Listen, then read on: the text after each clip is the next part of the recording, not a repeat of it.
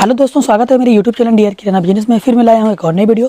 Guys, आज इस video के माध्यम से मैं आपको बताने वाला हूँ किराना दुकान 40% ऐसे लोग हैं जो एक साल में बंद कर दे रहे हैं।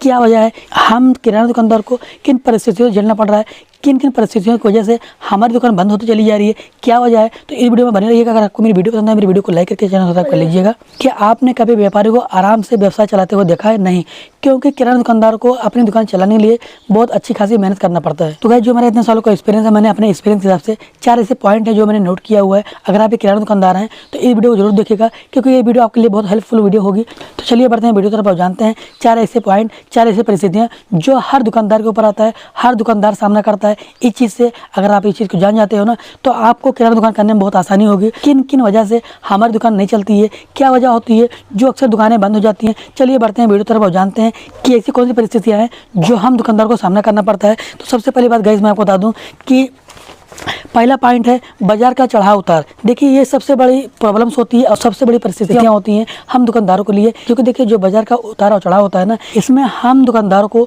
बहुत बड़ा घाटा का सौदा करना पड़ता है। क्योंकि देखिए बाजार कब उतर रहा है और कब चढ़ रहा है ये किसी को नहीं पता होता है। जैसे मैं आपको एग्जाम तौर पर बता रहा हूँ, अभी मटर दाल बहुत ज़्यादा महंगी हो चुकी है, बहुत ज़्यादा महंगी हो चुकी थी। क्योंकि देखिए जो छोटे किराना दुकानदार होते हैं बेचारे क्या करते हैं, 15 kg 10 kg लाते हैं तो उनको और ज़्यादा महंगा पड़ता है। तो इस वजह से में क्या होता है कि अक्सर जो होते हैं ना, वो एक बोरी लेते हैं, यानी एक कट्टा ही लेते हैं।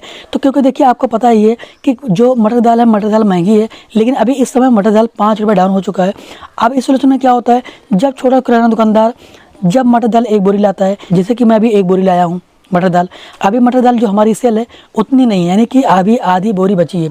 अब इस वजह में क्या होता है कि जो बड़े दुकानदार होते हैं उनकी मटर दाल है उनकी सेल हो जा रही है। अब हम छोटे किराना दुकानदार के साथ में क्या होता है, सेल कम रहती है, फिर भी हम दुकानदार को कट्टी बोरी लेना पड़ता है। अब उस कट्टी बोरी में बाजार का उतार चढ़ाव कब होता है ये पता ही नहीं चलता है ना। तो इस वजह में क्या होता है, जो बड़े दुकानदार होते हैं उनकी तो सेल हो जाती है, लेकिन हम छोटे किराना दुकानदार की रखी रह जाती है। तो इस वजह में क्या होता है कि हम छोटे किराना दुकानदार को घाटे में सौदा करना पड़ता है। मुनाफा तो छोड़ दो, घाटे में ही जाता है। तो इस वजह में क्या होता है पता है कि अक्सर जो किराना दुकान बंद होती हैं एक साल में बंद होने के कारण भी इसलिए आती हैं क्योंकि जो बाजार का उतार चढ़ाव होता है ना, ये बहुत से कम दुकानदार को पता होता है कि मार्केट कब चढ़ने वाली है कब उतरने वाली है, ये नहीं पता होता है। और हम दुकानदार को घाटे में सौदा करना पड़ता है, जिस वजह से जो हमारी दुकान होती है, हमारी दुकान लॉस होती जाती है, हमारी दुकान में घाटा होने लगता है। तो इस केस में 40% दुकानदार ऐसे होते हैं जो एक साल के अंदर उनकी दुकानें बंद हो जाती हैं, क्योंकि ये सबसे बड़ी प्रॉब्लम्स है, ये सबसे बड़ी समस्या है बाजार का उतार और चढ़ाव। अब गाइस, नंबर 2 मैंने रखा है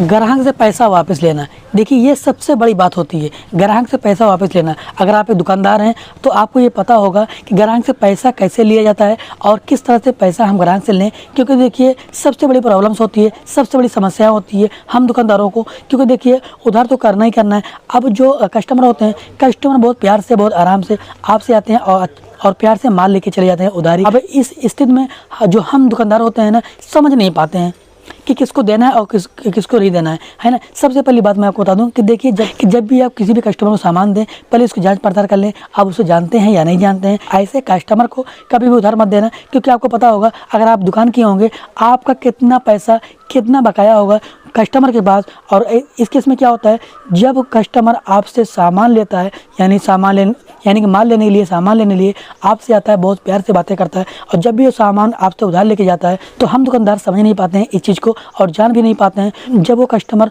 सामान उधार लेके जाता है, फिर क्या होता है, जब पैसा देने की बारी आती है तो वो हम दुकानदारों से क्या करता है पता है, यानी कि अनदेखी करने लगता है सामान लेने के बाद। तो ऐसे केस में आपको भी पता होगा आपका कितना पैसा फंसा होगा ऐसे उधारी में। बहुत से दुकानदार ऐसे होंगे जिनका बकाया का पैसा फंसा है और उनका पैसा अभी तक नहीं मिला होगा।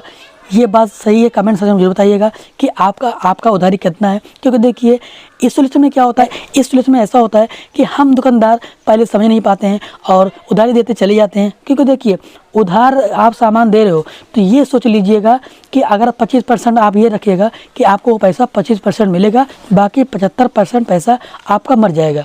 तो आप जब भी सामान दें पहले जांच पड़ताल कर लें, अच्छे कस्टमर की जानकारी करें, अच्छे कस्टमर को सामान दें ताकि आपका पैसा मिल सके। क्योंकि ये सबसे बड़ी समस्या होती है, सबसे बड़ी प्रॉब्लम्स होती है कस्टमर से पैसा वापस लेना। ये सबसे बड़ी बात होती है, दुकान चलाने का सबसे बड़ा फंडा होता है कस्टमर से पैसा लेना। अब नंबर 3 मैंने रखा है गले का लेन देन।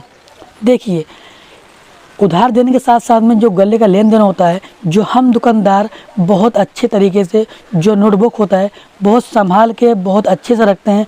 उन कस्टमर का हिसाब, जो कस्टमर सामान उधार लेके जाते हैं, क्योंकि देखिए माल भी हम दें, सामान भी हम दें और उनका बकाया का जो हिसाब होता है बहुत हिफाजत से रखते हैं। इसलिए जो सामान उधार ले गए हैं, जो उनका हिसाब है बहुत हिसाब किताब से रखना होता है हम दुकानदार को। क्योंकि देखिए कस्टमर का जो बकाया होता है, जो बकाया पैसा होता है ना, अगर कहीं हमारी डायरी खो गई तो हमारी जो पूंजी होती है वो भी चली जाती है। तो देखिए हम लोग बहुत अच्छे से बहुत संभाल के रखते हैं उस चीज़ को। शायद और कोई भी चीज़ ऐसा नहीं रखते होंगे जो हम दुकानदार इस नोटबुक को, इस कस्टमर के बकाया पैसे को, उनकी डायरी को संभाल के रखते हैं। क्योंकि देखिए उसमें हिसाब किताब होता है ना, यानी जो हमारा पैसा होता है, जो हमारा पूंजी का पैसा होता है उसमें होता है जो हम दुकानदार बहुत अच्छे से रखते हैं और बहुत हिसाब किताब से उनका बिल बनाते हैं और बिल का पैसा उसमें होता है। तो देखिए जो पैसे का लेन देन होता है ना बहुत कड़क होता है, बहुत हिसाब से हम दुकानदार को रखना पड़ता है। तो इस परिस्थितियों में हम दुकानदार को बहुत बड़ा प्रॉब्लम्स होती है, बहुत बड़ी समस्या होती है।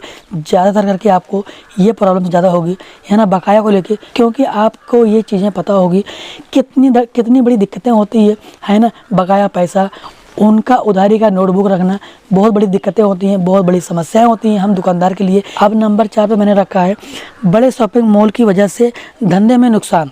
क्योंकि देखिए अगर आपके बगल में कोई मार्केट खुली है, कोई शॉपिंग मॉल खुला है, तो इस वजह में क्या होता है ना, जो छोटे किराना दुकानदार होते हैं है ना, उनकी दुकानें होती हैं ना, अक्सर उनकी दुकान लॉस होती है, यानी कि जो उनका धंधा होता है चौपट होता है इस वजह से।